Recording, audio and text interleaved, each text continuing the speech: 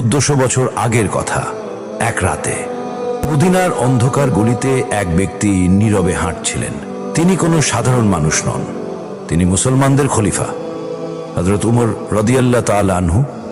তার একটাই অভ্যাস ছিল, তিনি প্রায় রাতে হাঁটতে বের হতো, প্রজাদের খোঁজ খবর নিত।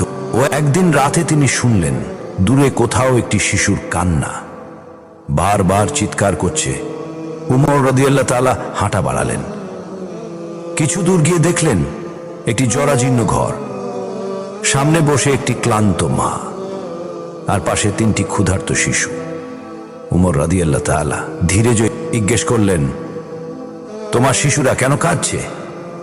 মহিলা দীর্ঘশ্বাস ফেলে বলল, দিনভর উপার্জন হয়নি, বাচ্চাদের খাওয়ানোর কিছু নেই, এই হাঁড়িতে কেবল পানি দিচ্ছি যেন তারা মনে করে খাবার হচ্ছে আর একটু ঘুমিয়ে পড়ে।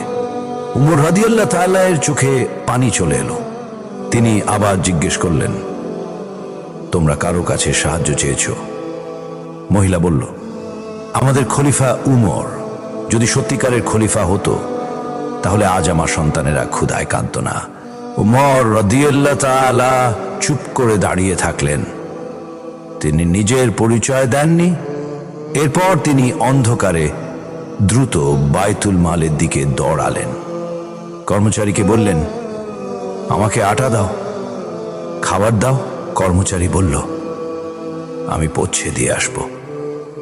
উমর রাদিয়াল্লাহু তাআলা দৃঢ় কণ্ঠে বললেন, না, তুমি কি আমার দিনের বোঝা বহন করবে?